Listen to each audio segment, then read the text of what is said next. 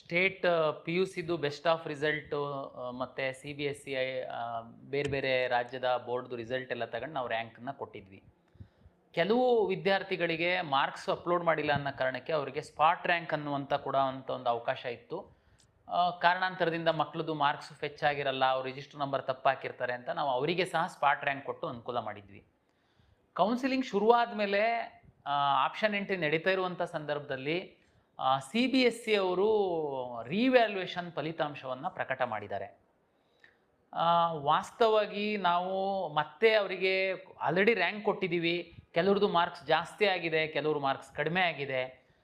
ಆರಂಭದಲ್ಲಿ ಸಾಕಷ್ಟು ಪೋಷಕರು ವಿದ್ಯಾರ್ಥಿಗಳು ಬಂದು ಕೇಳಿದಾಗ ನಾವು ಆ್ಯಕ್ಚುಲಿ ಅದನ್ನು ನಿರಾಕರಿಸಿದ್ವಿ. ಕಾರಣ ಇಷ್ಟೇ, ಆಲ್ರೆಡಿ ಅವರಿಗೊಂದು ರ್ಯಾಂಕ್ ಕೊಟ್ಟಿರೋದನ್ನು ತೆಗೆದುಕೊಳ್ಳುವಂಥದ್ದು ಮತ್ತು ಇನ್ನೊಂದು ರ್ಯಾಂಕ್ ಅಸೈನ್ ಮಾಡುವಂಥದ್ದು ನಮಗೆ ಪ್ರಾಕ್ಟಿಕಲಿ ಆ್ಯಕ್ಚುಲಿ ಕಷ್ಟ. ಆಮೇಲೆ ವಿದ್ಯಾರ್ಥಿಗಳೇ ಬಂದು ನಮಗೆ ಮಾರ್ಕ್ಸ್ ಕೊಡೋದ್ರಿಂದ ಅದನ್ನು ನಾವು ನಂಬುವಂಥದ್ದು ಸ್ವಲ್ಪ ಕಷ್ಟ ಆಗುತ್ತೆ. ಸಿ ಬಿ ಎಸ್ ಸಿ ಬೋರ್ಡಿಗೆ ನಾವು ಎಷ್ಟೇ ಕರೆಸ್ಪಾಂಡೆನ್ಸ್ ಮಾಡಿದ್ರು ಅಧಿಕೃತವಾಗಿ ನಮಗೆ ಅವರು ಬೇರೆ ಬೇರೆ ಕಾರಣದಿಂದ ನಮಗೆ ಡಾಟಾ ಸಹ ಸಿಕ್ಕಲಿಲ್ಲ. ಮತ್ತು ಡಿಜಿ ಲಾಕರಿಂದ ನಾವು ಕೊಟ್ಟಂಥವರಿಗೆ ಡಿಜಿ ಲಾಕರಿಂದ ಡೌನ್ಲೋಡ್ ಆದಂಥವರಿಗೆ ನಾವು ಕೊಟ್ಟಿದ್ವಿ. ಆದರೆ ನಮಗೆ ನಿರಂತರವಾಗಿ ಸಿ ಬಿ ಎಸ್ ಸಿ ಪೋಷಕರು ಮತ್ತು ವಿದ್ಯಾರ್ಥಿಗಳು ನಮ್ಮದೇನೂ ತಪ್ಪಿಲ್ಲ, ಈ ಬಾರಿ ತಮಗೆಲ್ಲ ಗೊತ್ತಿದೆ ಇಡೀ ದೇಶಾದ್ಯಂತ ಸಿ ಬಿ ಎಸ್ ಸಿ ಬೋರ್ಡಲ್ಲಿ ಕೆಲವು ಗೊಂದಲಗಳಾಗಿದ್ದರಿಂದ ನಮ್ಮ ಮಕ್ಕಳಿಗೆ ಅನ್ಯಾಯ ಆಗಿದೆ, ಹಾಗಾಗಿ ನೀವು ಸಹಾಯ ಮಾಡಬೇಕು ನಿರಂತರವಾಗಿ ನಮಗೆ ಮನವಿ ಮಾಡ್ತಾ ಇರೋದ್ರಿಂದ ನಾವು ಒಂದು ಸಣ್ಣ ಬದಲಾವಣೆ ಮಾಡಿದ್ದೀವಿ. ನಾನು ಈ ಹಿಂದಿನ ವಿಡಿಯೋದಲ್ಲಿ ಸಹ ಭಾಳ ಸ್ಪಷ್ಟವಾಗಿ ಹೇಳಿದ್ದೆ, ಕೌನ್ಸಿಲಿಂಗ್ ಶುರುವಾಗಿರೋದ್ರಿಂದ ರ್ಯಾಂಕನ್ನು ರೀಅಸೈನ್ ಮಾಡೋದು ಅಂದರೆ ಕೊಟ್ಟಿರುವುದನ್ನು ತಗೊಳ್ಳೋದು ಮತ್ತೆ ಕೊಡುವಂಥದ್ದು ಸಾಧ್ಯ ಇಲ್ಲ ಅಂತ. ಆದರೆ ನಾವು ತಮಗೆಲ್ಲರಿಗೂ ಗೊತ್ತಿದೆ, ಮಾಕ್ ರಿಸಲ್ಟ್ ಬಿಟ್ಟಾದ ಮೇಲೆ ಸಹ ಇನ್ನೂ ಆಪ್ಷನ್ ಎಂಟ್ರಿ ಯಾಕೆಂದರೆ ಮಾಕ್ ರಿಸಲ್ಟ್ ಏನು ಫೈನಲ್ ಅಲ್ಲ. ಅದಾದಮೇಲೆ ನಾವು ಮೇಲೆ ಕೆಳಗೆ ಆಪ್ಷನ್ ಎಂಟ್ರಿ ಮಾಡೋದಕ್ಕೆ, ರೀಅರೇಂಜ್ ಮಾಡೋದಕ್ಕೆ, ಡಿಲೀಟ್ ಮಾಡೋದಕ್ಕೆ ಇನ್ನೂ ಆಪ್ಷನ್ ಎಂಟ್ರಿ ಯಾರಾದರೂ ಮಾಡಿಲ್ಲ ಅಂತಂದರೆ ಅವರಿಗೆ ಆಪ್ಷನ್ ಎಂಟ್ರಿ ಮಾಡುವಂಥದ್ದಕ್ಕೆ ಸಹ ಅವಕಾಶ ಇರೋದ್ರಿಂದ ಇಲ್ಲಿವರೆಗೆ ನಮಗೆ ಒಂದು 150ರಷ್ಟು ಸಿ ಬಿ ಎಸ್ ಸಿ ವಿದ್ಯಾರ್ಥಿಗಳು ಈ ಥರ ವ್ಯತ್ಯಾಸ ಆಗಿದೆ, ನಮಗೆ ರ್ಯಾಂಕನ್ನು ಬದಲಾವಣೆ ಮಾಡಿಕೊಡಿ ಅಂತೇಳಿ ನಮಗೆ ಮನವಿ ಮಾಡಿದ್ದಾರೆ. ಇಲ್ಲಿ ನಾನು ಏನು ಗಮನಿಸ್ತೀನಿ ಅಂತಂದರೆ, ವಿಶೇಷವಾಗಿ ಎಲ್ಲರದೂ ಮಾರ್ಕ್ಸ್ ಹೆಚ್ಚಾಗಿರೋರೇ ನಮ್ಮ ಹತ್ರ ಏನು ಬಂದಿಲ್ಲ. ಅನ್ಫಾರ್ಚುನೇಟ್ಲಿ ಕೆಲವು ವಿದ್ಯಾರ್ಥಿಗಳ ಮಾರ್ಕ್ಸು ಕಡಿಮೆ ಸಹ ಆಗಿದೆ. ಅವ್ರು ಯಾಕೆ ಬರಬೇಕಾಗಿದ್ರೆ ಅವರಿಗೆ ಅನುಕೂಲನೇ ಇದೆಯಲ್ಲ ಅಂತ ತಾವು ಕೇಳ್ಬೋದು. ನಾವು ಈಗ ಕೊಟ್ಟಿರುವಂತಹ ಪಿ ಯು ಸಿ ಮಾರ್ಕ್ಸು ಏನು ಆಧರಿಸಿ ರ್ಯಾಂಕ್ ಕೊಟ್ಟಿದ್ದೀವಿ, ಅಲ್ಲಿಗೆ ಮುಗಿದ್ಬಿಡ್ತು. ನಾನು ಅಕಸ್ಮಾತ್ ತಪ್ಪು ಮಾರ್ಕ್ಸನ್ನು ಕೊಟ್ಟು ಒಳ್ಳೆ ರ್ಯಾಂಕನ್ನು ತಗೊಂಡಿದ್ದರೆ ನನಗೆ ಮತ್ತೇನು ಇವರು ಎಲ್ಲೂ ಹಿಡಿಯಲ್ಲ ಅನ್ನುವಂಥದ್ದಿಲ್ಲ ನಮ್ಮ ವ್ಯವಸ್ಥೆ ಒಳಗಡೆ. ತಾವು ಕಾಲೇಜು ಅಲಾಟ್ ಆಗಿ ಕಾಲೇಜಿಗೇನು ನೀವು ಮೂಲ ದಾಖಲೆಗಳನ್ನ ತೆಗೆದುಕೊಂಡು ಹೋಗ್ತೀರಾ, ಆವಾಗ ನಾವು ಹಿಂದೆ ನೀವು ರ್ಯಾಂಕ್ ಕೊಡುವಂಥ ಸಂದರ್ಭದಲ್ಲಿ ಏನು ಮಾರ್ಕ್ಸ್ ಇತ್ತು ಅಂತನ್ನುವಂಥದ್ದು ಬ್ಯಾಕ್ ಎಂಡಲ್ಲಿ ನೀವು ಅಲ್ಲಿ ಸಬ್ಮಿಟ್ ಮಾಡುವಂತಹ ಮಾರ್ಕ್ಸ್ ಕಾರ್ಡನ್ನು ಅವ್ರು ಎಂಟ್ರಿ ಮಾಡಿದರೆ ಬ್ಯಾಕ್ ಎಂಡಲ್ಲಿ ವೆರಿಫೈ ಆಗುತ್ತೆ. ಒಂದು ವೇಳೆ ತಪ್ಪಾಗಿತ್ತು ಅಂತಂದರೆ ನಿಮ್ಮದು ಅಡ್ಮಿಷನ್ ಕ್ಯಾನ್ಸಲ್ ಆಗುತ್ತೆ. ಹಾಗಾಗಿ ಒಂದು ಮಾರ್ಕ್ಸ್ ಜಾಸ್ತಿ ಆಗಿರೋರ್ಕಿಂತ ಹೆಚ್ಚಾಗಿ ಮಾರ್ಕ್ಸು ಕಡಿಮೆ ಆಗಿರೋರು ಆ್ಯಕ್ಚುಲಿ ರ್ಯಾಂಕ್ ಸಹ ಕಡಿಮೆ ಆಗುತ್ತೆ. ಬಟ್ ಆದರೆ ನಾಳೆ ಅಡ್ಮಿಷನ್ ಟೈಮಲ್ಲಿ ಅವರಿಗೆ ಪ್ರಾಬ್ಲಮ್ ಆಗುತ್ತೆ.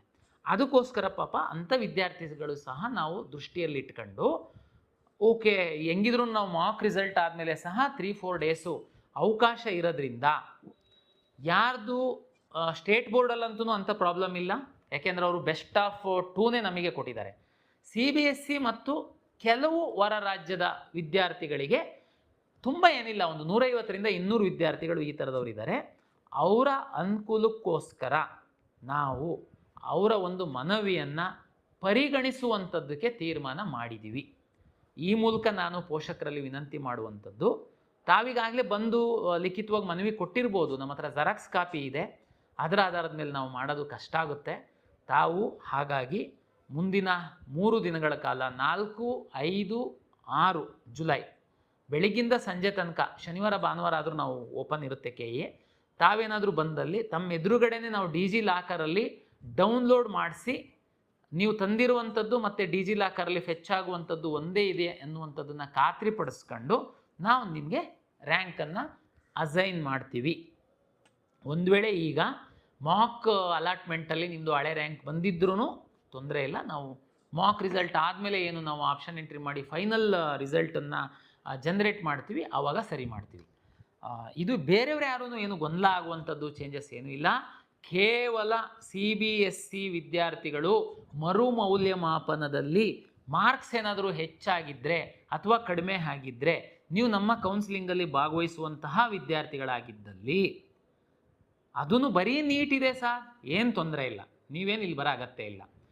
KCETನೂ ಭಾಗವಹಿಸ್ತಾ ಇದ್ದೀನಿ ನಾನು, ರ್ಯಾಂಕ್ ಆಧರಿಸಿ ಅಂತಂದರೆ ತಾವು ದಯಮಾಡಿ ಜುಲೈ 4, 5, 6 ಕಚೇರಿ ಸಮಯದಲ್ಲಿ KEAಗೆ ತಮ್ಮ ಹೊಸ ಮಾರ್ಕ್ಸ್ ಕಾರ್ಡು ಡಿಜಿಲಾಕರಲ್ಲಿ ಡೌನ್ಲೋಡ್ ಮಾಡಿರೋದನ್ನು ತೆಗೆದುಕೊಂಡು ಬಂದಲ್ಲಿ ನಾವು ಪರಿಶೀಲನೆ ಮಾಡಿ ನಿಮಗೆ ರ್ಯಾಂಕನ್ನು ಅಸೈನ್ ಮಾಡ್ತೀವಿ, ಹಳೆ ರ್ಯಾಂಕನ್ನು ವಿತ್ಡ್ರಾ ಮಾಡ್ತೀವಿ. ಇದು ಒಂದು CBSE ಮತ್ತು ಹೊರ ರಾಜ್ಯದ ವಿದ್ಯಾರ್ಥಿಗಳಿಗೆ ಒಂದು ನಾವು ಸಹಾಯ ಮಾಡ್ತಿರುವಂಥದ್ದು. ಜೊತೆಗೆ ಬಿ ಫಾರ್ಮಾ ಡಿ ಮತ್ತು ಯೋಗ ಆ್ಯಂಡ್ ನ್ಯಾಚುರೋಪತಿದು ಸೀಟ್ ಮ್ಯಾಟ್ರಿಕ್ಸೇ ಬರಲಿಲ್ಲ, ನೀವು ಹೇಗೆ ಫಸ್ಟ್ ರೌಂಡು ಕೌನ್ಸಿಲಿಂಗ್ ಮಾಡ್ತೀರಾ, ನಾವು ಅದ್ರದ್ದು ಆಕಾಂಕ್ಷಿಗಳಿದ್ದೀವಿ, ನಾವು ಅನಿವಾರ್ಯವಾಗಿ ಬೇರೆದು ಆಪ್ಷನ್ ಎಂಟ್ರಿ ಮಾಡಿದ್ದೀವಿ ಅನ್ನುವಂತಹ ವಿದ್ಯಾರ್ಥಿಗಳಿದ್ದೀರಾ. ನೋಡಿ, ನಾವು ಸಾಕಷ್ಟು ಪತ್ರ ವ್ಯವಹಾರ ಮಾಡಿ ಮನವಿ ಮಾಡಿದ್ದೀವಿ. ಅವರು ಇಲ್ಲಿವರೆಗೆ ನಮಗೆ ಈ 3 ಕೋರ್ಸಿನ ಸೀಟ್ ಮ್ಯಾಟ್ರಿಕ್ಸ್ ಕೊಟ್ಟಿಲ್ಲ.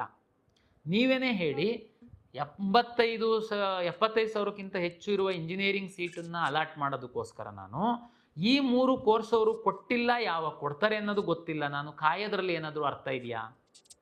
ಅದಕ್ಕೋಸ್ಕರ ನಾನು ಕೌನ್ಸಿಲಿಂಗ್ ಶುರು ಮಾಡಿದ್ದೀನಿ. ಈಗಲೂ ನಂದು ಮಾಕ್ ರಿಸಲ್ಟ್ ಆದಮೇಲೆ ಏನು ನಾನು ರೀಅರೇಂಜ್ ಮಾಡುವಂಥದ್ದಕ್ಕೆ 3 ಡೇಸ್ ವಿಂಡೋ ಓಪನ್ ಮಾಡ್ತೀನಿ. ಆ ಟೈಮಲ್ಲಿ ಅವ್ರೇನಾದ್ರೂ ಕೊಟ್ಟರೆ ನಾನು ಎನೇಬಲ್ ಮಾಡ್ತೀನಿ. ಯಾರಾದರೂ ಈ ಕೋರ್ಸ್ಗಳು ಆಸಕ್ತಿ ಇದ್ದಂಥವ್ರು ತಾವು ಆಪ್ಷನ್ ಎಂಟ್ರಿ ಮಾಡ್ಬೋದು.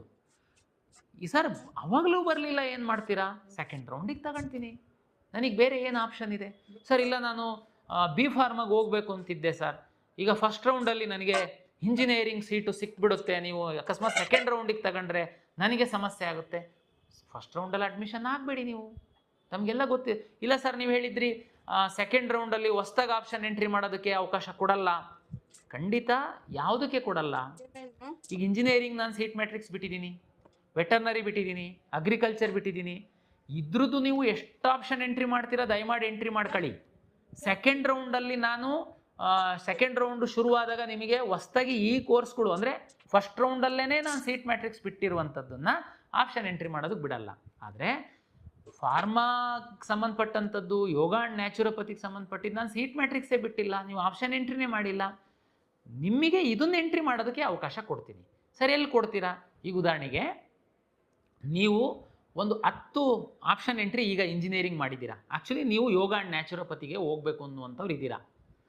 ಸೆಕೆಂಡ್ ರೌಂಡಲ್ಲಿ ನಾನು ಯೋಗ ಆ್ಯಂಡ್ ನ್ಯಾಚುರೋಪತಿ ಅಕಸ್ಮಾತ್ ಬಿಟ್ಟರೆ ನೀವು ನಿಮ್ಮ ಒಂದು ಲಾಗಿನ್ ಒಳಗಡೆ ಎಲ್ಲಿ ಬೇಕಾದರೂ ಅದನ್ನು ಸೆಟ್ ಮಾಡಬಹುದು. ಸರ್, ಅಲ್ಲಿ ನಾನು ಏನು ಹಾಕಿರಬೇಕು? ಉದಾಹರಣೆಗೆ ನೀವು ಫಸ್ಟ್ ರೌಂಡಲ್ಲಿ ಸೀಟು ನೋಡಿ, ಇದು ನಾನು ಈಗಲೇ ನಿಮಗೆ ಗೊಂದಲ ಮಾಡಲ್ಲ, ನಾನು ಮುಂದಿನ ರಿಸಲ್ಟ್ ಅನೌನ್ಸ್ ಮಾಡಿದ ಮೇಲೆ ನಿಮಗೆ ಕ್ಲಾರಿಟಿ ಕೊಡ್ತೀನಿ. ಈಗಿಷ್ಟೇ ಯೋಗ ಆ್ಯಂಡ್ ನ್ಯಾಚುರೋಪತಿ ಮತ್ತು ಬಿ ಫಾರ್ಮಾ ಮತ್ತು ಫಾರ್ಮಾ ಡಿಗೆ ಸಂಬಂಧಪಟ್ಟಂತಹ ಸೀಟ್ ಮ್ಯಾಟ್ರಿಕ್ಸು ನನ್ನ ಮಾಕ್ ರಿಸಲ್ಟ್ ನಂತರ ಏನು 3 ದಿನ ವಿಂಡೋ ಇದೆ ಅದರೊಳಗಡೆ ಬಂದರೆ ನಾನು ಎನೇಬಲ್ ಮಾಡ್ತೀನಿ, ಆಪ್ಷನ್ ಎಂಟ್ರಿ ಮಾಡಿ. ಬರಲಿಲ್ಲ ಅಂತಂದರೆ ನೀವು ಇದೇ ಕೋರ್ಸುಗಳ ಆಕಾಂಕ್ಷಿಗಳಿತ್ತು ಅಂತಂದರೆ ತಾವೇನು ಚಿಂತೆ ಮಾಡಬೇಡಿ, ನಾನು ಫಸ್ಟ್ ರೌಂಡಿಂದ ಅಧಿಕೃತ ಫಲಿತಾಂಶ ಪ್ರಕಟಣೆ ಮಾಡಿದ ನಂತರ ತಾವೇನು ಮಾಡಬೇಕು ಅನ್ನುವಂಥದ್ದನ್ನು ನಾನು ವಿಡಿಯೋದಲ್ಲಿ ಸ್ಪಷ್ಟೀಕರಣವನ್ನು ಕೊಡ್ತೀನಿ. ಹಾಗಾಗಿ ತಾವು ಈಗ ಸದ್ಯಕ್ಕೆ ಈ 2 ಇನ್ಫಾರ್ಮೇಷನ್ ತಮ್ಮ ಕೊಡಲಿಕ್ಕೋಸ್ಕರ ನಾನು ಈ ವಿಡಿಯೋ ಮಾಡ್ತಾಯಿದ್ದೀನಿ. ಇದಕ್ಕೆ ಸಂಬಂಧಪಟ್ಟಂತಹ ಯಾರಾದರೂ ಆಕಾಂಕ್ಷಿಗಳಿದ್ದರೆ ಇದ್ರ ಸದುಪಯೋಗ ಪಡಿಸ್ಕೊಳ್ಳಿ. ನಮಸ್ಕಾರ.